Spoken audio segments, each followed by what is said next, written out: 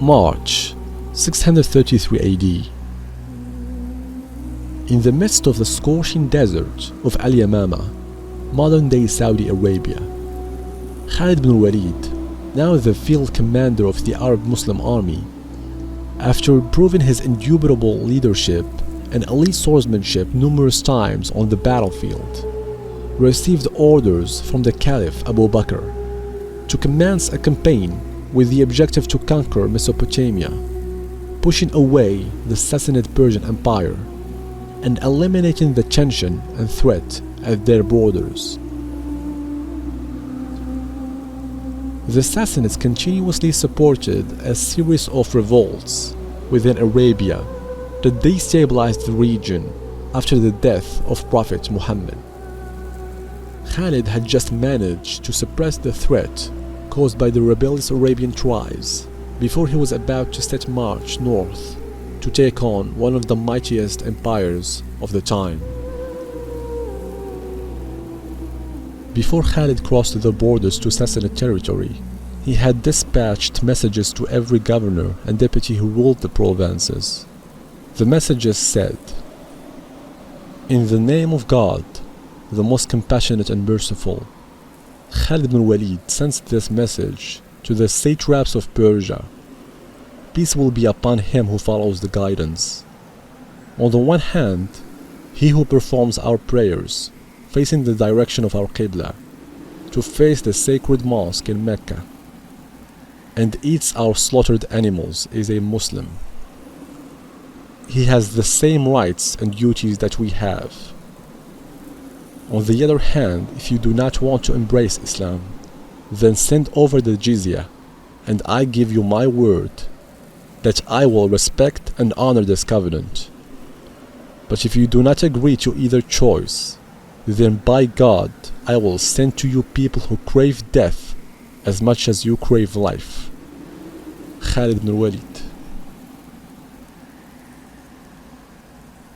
By April of the same year, Khalid did not receive any responses and continued with his tactical plans to march to Ubala, a flourishing city that was crucial to the Persian economy. He set out from Al-Yamama with 10,000 exclusively volunteer Arab Muslim troops and was joined on his path with 8,000 soldiers from northeastern Arabia, swelling his ranks to 18,000. He advanced towards the Sassanid province of Dasmaisan, where they were going to meet with the 40,000 strong Sassanid army that was expecting their arrival, an army that was evidently larger, better trained, more experienced, and much more technologically advanced. Hormuz, the military governor of Dasmaisan, was expecting Khalid's troops to march through Kazima on their route to Ubala, since it was close to where Khalid's army was camping at in Al-Yamama.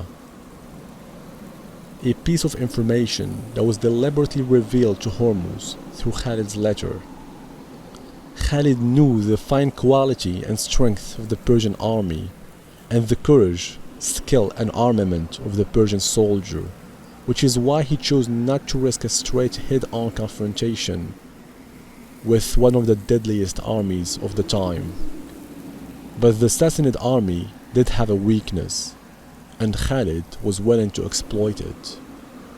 The Sassanid troops were heavily armed. They lacked mobility and speed, whereas Khalid's troops were agile, as they mounted on horses and camels, including the infantry. Khalid's strategy was to wear out the Sassanids by delaying the confrontation and forcing them into prolonged movement. Therefore, he opted to move towards Ubala, through the desert, where the city of Hufayr was located at. The Sassanid army had already been deployed to Kazima, but there were evidently no signs of Khalid.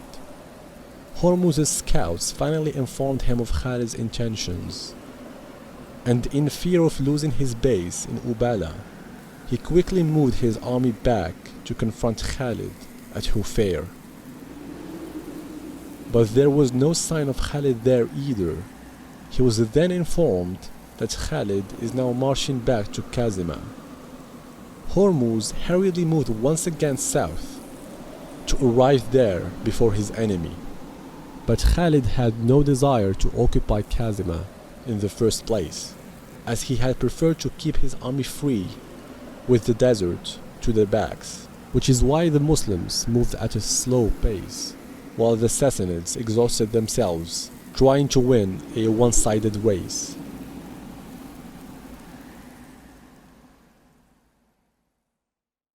The Muslims still arrived first and set up camp on a hill overlooking the Persian city. Khalid had sufficient time to orchestrate his attack.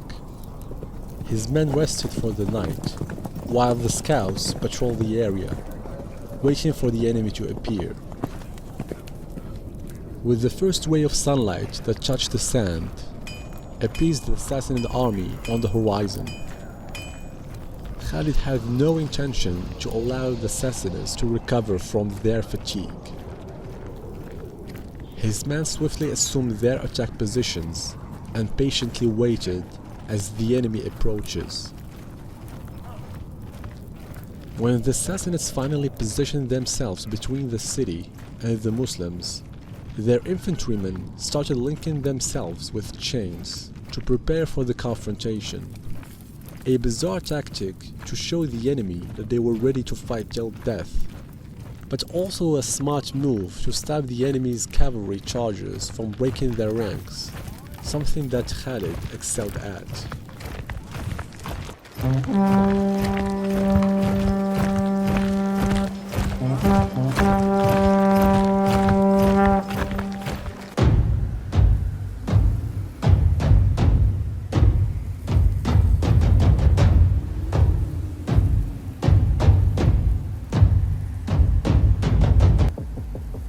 The Arabs had a custom of reciting poetry before battle.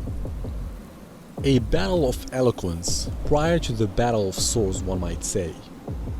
The poetry is utilized to mock and demean the enemy, with the aim to destroy their morale. But the Sassanids did not speak the language, and the strange tradition was perceived as merely a nuisance. The battle finally started, and in grand style, with a duel between the two army commanders. Hormuz was a mighty fighter, renowned in the Persian Empire as a champion whom few would dare to meet in single combat. He was also an arrogant and mischievous person who looked down on the Arabs. The letter he received from Khalid only managed to add to his rage and his repugnance towards them, and towards Khalid in particular. Hormuz urged his horse forward and halted in the open space between the two armies, though closer to his own front rank. Then he called, "Man to man, where is Khalid?" From the Muslim ranks, Khalid rode out on his horse and stopped a few paces from Hormuz. The two rivals stared at each other for the first time. Although Khalid was wearing his armor, Hormuz was still able to see the countless scars engraved on Khalid's skin, markings that testify to his military veterancy and efficiency with the sword. The two armies watched silently as these redoubtable champions prepared to fight it out. Hormuz dismounted his horse and signaled to Khalid to follow. One might think that his intentions are chivalrous, as the two now have no way of fleeing the combat. But the Sassanid commander has something else in store. The two commanders picked up their shields and unsheathed their swords before they threw themselves at each other. Their swords and shields started clashing repeatedly, and the sound of screeching metal echoed, almost reaching the rear of both armies, as the soldiers silently and anxiously observed the spectacle.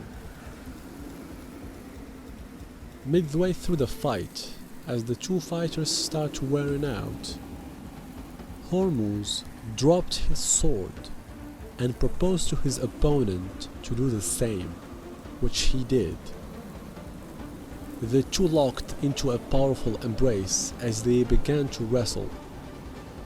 Hormuz suddenly started shouting words that were nonsensical to Khalid, but Khalid did not think much of it, as all of his attention was allocated to bringing down his fierce opponent. However, before he knew it, Khalid was now surrounded by a dozen of Persian-like soldiers.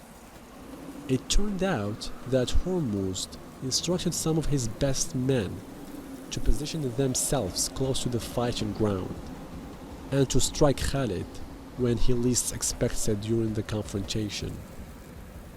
Khalid, now unarmed and stuck in Hormuz's iron grip, began to whirl his adversary round and round, thus making it practically impossible for the Persians to strike at him.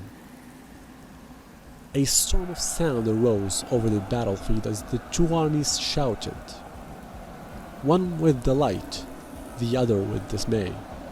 In this noise, their attention riveted on the wrestlers. The Persian soldiers did not hear the galloping hooves that approached them. They did not know what hit them. A couple of them sprawled on the ground as headless trunks, before the others realized that there was one more addition to the combatants present in the duel. The extra man was Qaqa ibn Amr, Khalid's cousin and second in command. Qaqa had seen the Persian soldiers rush towards the two generals, and he instantly understood the perfidy of the enemy general and the peril which faced Khalid. There was no time to tell this to anyone, no time to explain or gather comrades to support him. He had spurred his horse into a mad gallop, and arriving in the nick of time, had set upon the Persians with his sword. Qaqa killed almost all of them before Khalid arose above his opponent's soulless body with a dripping dagger in his hand, and fought the remaining enemies alongside his trusty companion, eliminating every single soldier. The Sassanid army's morale was completely shattered after losing their commanding general in such a surprising change of events. Khalid Ibn Al-Walid ordered a general attack immediately, while their enemy was still in dismay. His troops charged at the Sassanids, who were able to hold their ground at first, but with the cavalry now attacking both flanks, the Sassanids' fatigue started to tell soon, and the Muslims finally managed to penetrate their front ranks. As the Persians sensed defeat, their cavalry started to retreat, but the infantrymen were stuck in their chains, and thus the retreat degenerated into a rout, giving this confrontation its name, the Battle of Chains.